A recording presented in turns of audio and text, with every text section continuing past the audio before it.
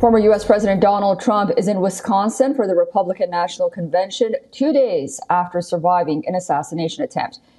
But questions about how a shooter was able to get on top of a roof so close to where the former president was speaking and open fire continues to linger. Our next report has the details for you.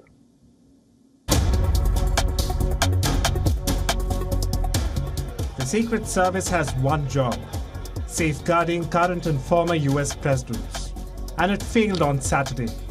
It faces intense scrutiny following a shocking security breach that nearly claimed the life of Donald Trump.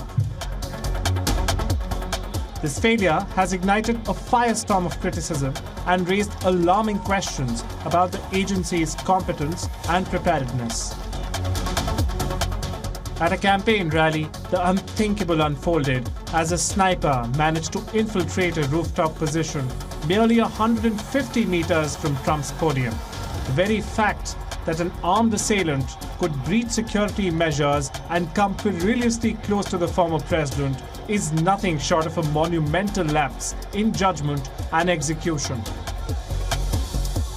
As gunshots pierced the air, Secret Service counter-snipers scrambled to neutralize the threat.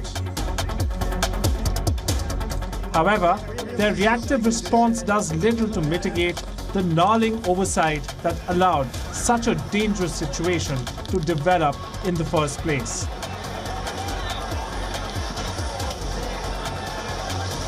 Criticism following the rally attack, however, concentrated on potential human failings. Witnesses told the media that they had reported seeing an armed man on the roof to security services, but that they had not reacted. We noticed a guy crawling, bear crawling up the roof of the building beside us, 50 feet away from us. So we're standing there, we're pointing at the guy crawling up the roof. And he had a gun, right? He had a rifle. We could clearly see him with a rifle, absolutely. We're pointing at him. The police are down there running around on the ground. We're like, hey, man, there's a guy on the roof with a rifle. And the police are like, huh, what? Like they didn't know what was going on. I don't know how this happened, but that's something that, there was some opportunity, obviously, that an individual could have snuck there if they really found a way. I just thought they would have had that covered. The FBI believes Thomas Matthew Crooks, the 20-year-old nursing home employee from suburban Pittsburgh who tried to shoot Trump, acted alone. And the shooting is being investigated as a potential act of domestic terrorism. He would sit alone at lunch. He was just an outcast, and you know how kids are nowadays. So they're going to see someone like that, and they're going to target him because they think it's funny or whatever. So it's the best way I can describe it. The FBI and the Department of Homeland Security have now taken charge of the investigation, but the repercussions of the security failure extend far beyond a single agency. The U.S. Congress wants a thorough examination of the protocols and procedures. Bureau Report, WION, World is One.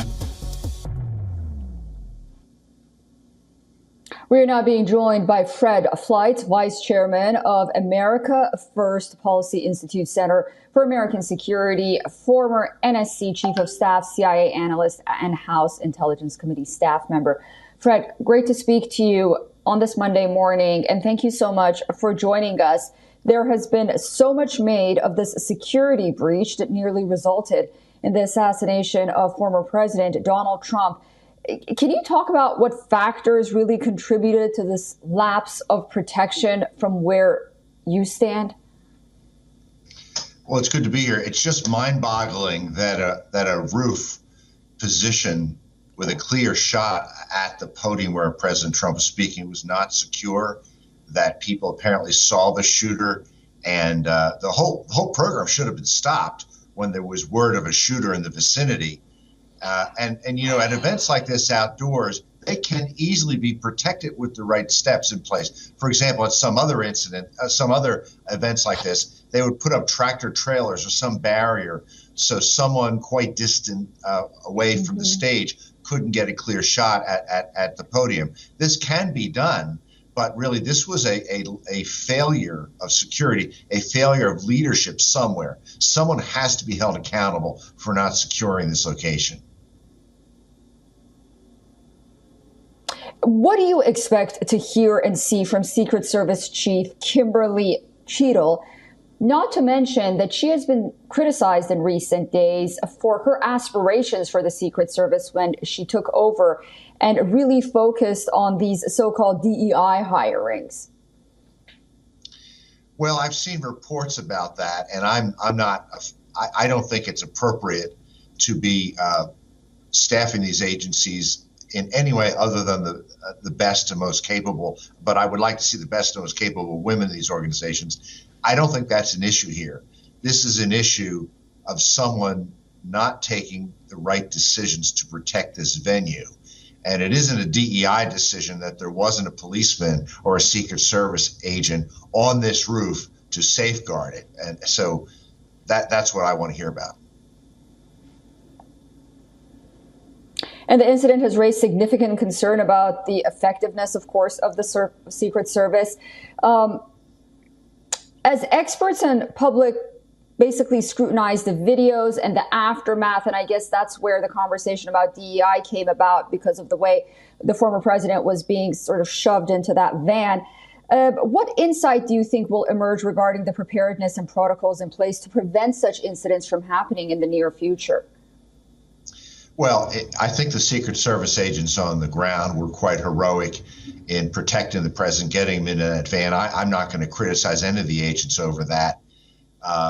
But I think there has to be questions about how is the Secret Service being run right now. Is this a symptom of a much larger problem?